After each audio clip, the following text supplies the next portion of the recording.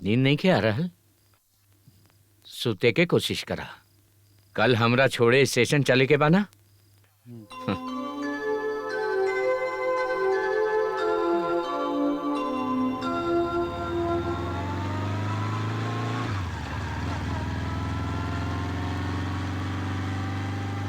ई रास्ता से काहे जा रहल बनी? ये शॉर्टकट रास्ता है पापा। देख के चलावा गड्ढा बा। ओहो बोलनी ना गड्ढा बा।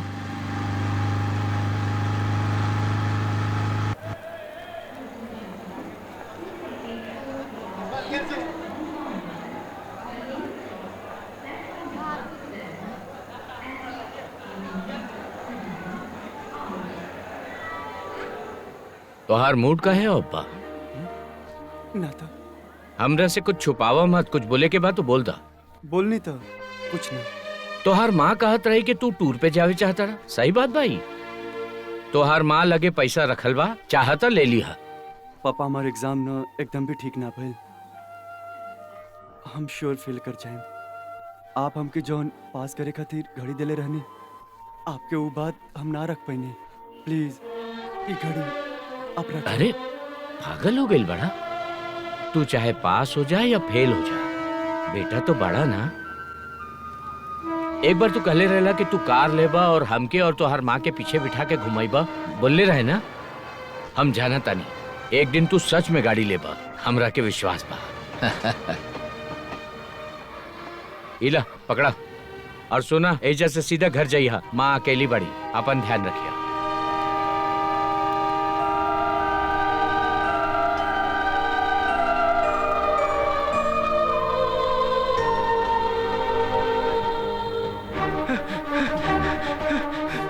पापा ये हम ना रख सके नहीं। एक अपने पास ही रखी। प्लीज पापा, रखा है एकरा। प्लीज हम ना रख पाई।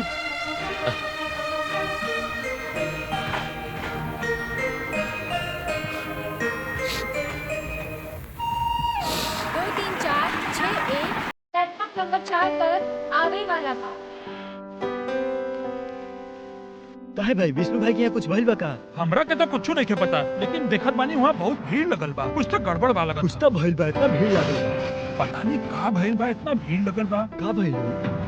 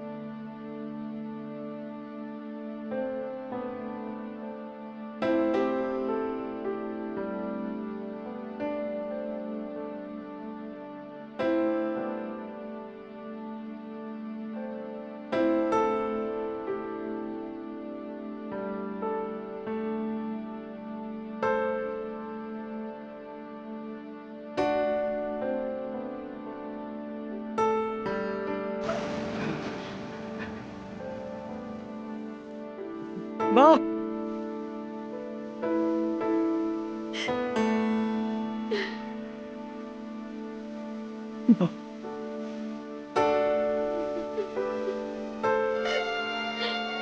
भगवान ही हमें सब कर ले बेटा।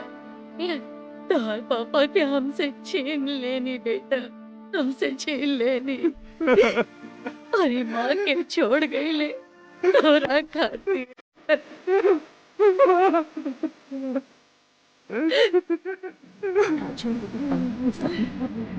आज पूरा होके जा रहा बा। हमार तो बस इतना ही ख्वाहिश बाकी, हमार राजू हमरा खातिर भी चिट्ठी लिखे। देखत देखत 4 साल हो गए। हमार राजू अब समझदार हो गई बा और जिम्मेदारियन के समझे लागे बा। माँ अभी भी ना आईली? अभी तक तो आ जाए के अरे चाहिए। ट्रेन लेट हो गई लोई। चिंता मत करा, वो आ जाइए। ई पकड़, हम अभी आवता नहीं। अरे कहाँ जात बड़ा? फंक्शन शुरू होके में आधा घंटा ही बाकी बा। ओके, आधा घंटा बोलते रहे ना, भाषण खत्म होके में ही देखिए 1 घंटा लग जाए। बाय द टाइम हम आ जाए। चल हम निकलते नहीं।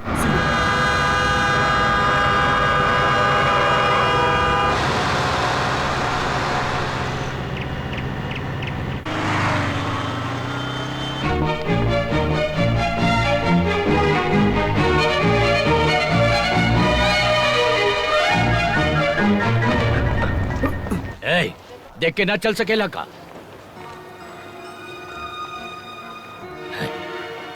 तू कैसन बड़ा तू? ठीक बनी अंकल। का करत ताड़ा आजकल? इंजीनियरिंग कंप्लीट करी है। हम कॉलेज टॉपर बन गए। अच्छा। आज डिग्री मिली, यही से माँ होता रहे, यही से माँ के लेवे कर। बहुत तरक्की कर लेला तू। अब महसूस हो रहल बा कि हम अपन लड़की के 17 साल तक दबा के रखनी, हमरा से गलती हो गई। कैसन बड़ी सपना, जाना तनी अच्छा ही होगी। वो अच्छा कैली कि तोहरा साथ चल गईली। खैर छोड़ा, घर में पूजा बा, ओकरा लेके जरूर रही हा। आखिर सपने का हम कैसे लाइब अंकल? वो ना आई, वो अभी तक हमरा से इतना नाराज आप भी क्या है। बोला था नहीं अंकल? हमके कुछ समझ में नहीं किया बॉस। समझ नहीं के आवत के समझल चाहत नहीं खे। जब वो हमनी के छोड़ के गईली, हम तय कैले रही कि हम ओकरा चेहरा कभो न देखब। बाकी ये 4 साल में हमार मन बदल गई। जो हो गई सो हो गई, हम सब कुछ भूल गई बनी। सपना हमरा पास नहीं की।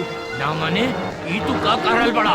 अगर तू झूठ कहला तो हम तोरा के जान से मार दे। अब क्या बोला था नहीं अंकल? हमके कुछ समझ में ना नहीं किया। समझा तड़ा, झूठा कहीं के। अब क्या बोलते नहीं? सपना हमरा पास नहीं की। ना माने कहाँ बिया? हमार बेटी के कहाँ छुपा के रखले बड़ा? सपना तो तोहरा लगे जावे खातिर भागे रहली ना। हाँ, वो दिन हम लोग भागब जा सोचले रहनी, लेकिन उस दिन हमार पापा गुजर गए। फिर सब खत्म हो गया। लेकिन उनकर मामा ही तो के स्टेशन से ले गई रहलन। हाँ जीजा, हम ही सपना के वापस ले गए रहनी। अगर वो दिन हम ओकरा के स्टेशन से वापस ना ले गए रहनी था, तू कोनो लड़का से होकर पकड़ के शादी कर देता, या फिर वह केहू से कर ले। और हम ऐसा ना चाहत रहनी। तू ओकरा के कंट्रोल करत चाहत रहल, का केहू के कंट्रोल कल जा सकता? तार एगो छोट जिद के चलते वो छोट बच्ची के जीवन के सुख, जीवन के शांति और जीवन के आनंद सब कुछ ओकरा से छिन जाई। लेकिन हम ऐसा कुछ होके ना देते। तू आज के दिन सॉरी बोला तारा, लेकिन 1000 बार समझैला के बाद भी तू ना समझला। हम जानता नहीं तो सपना हमार बेटी की तरह बिया, और ओकरा साथ ऐसा होत हम नहीं देख सकत। हम ओकरा के अपना बच्ची की तरह पल्ले बानी। सपने कैसे बढ़ी? कहाँ बढ़ी? राजू बेटा, तू तो जाने लाना बेटा, तोहर बचपन के सारा चीज जे बचपन में तोहरा के पसंद रहे, वो हम अपना साथे लेके आइल बानी बेटा। इला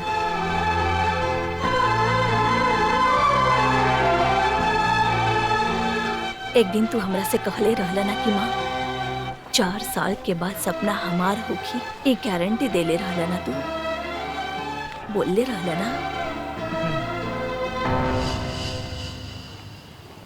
तोहार सपना के, तोहार प्यार के अब वहीं तक हम तीनों लोग बचा के रखले बानी। काहे कि ए बार अब तोहरा के केहू ना रोकी बेटा। आज तोहार दुनिया तोहरे पास।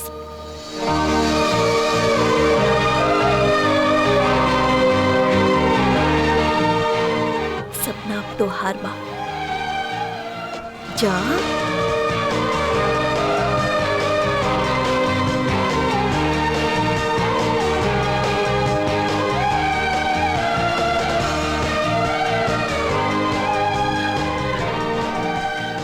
बजे आइब कही के 4 साल बाद आ रहल बड़ा।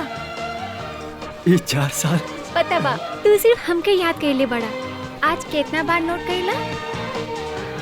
एक बार भी याद ना कइला। तो के भूलब तभी तो याद करब। तू तो यहाँ बड़ा। कहाँ पर?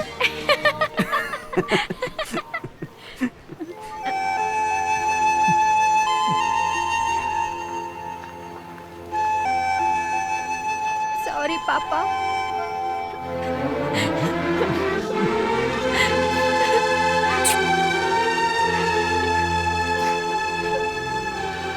जेकरा हम आज तक गलत कहत रही, आज कहता नहीं उहे सही बिया। तो तू हमार भूल सुधार देला। जीजा हम कुछ गलत तो ना कहनी ना? सत्या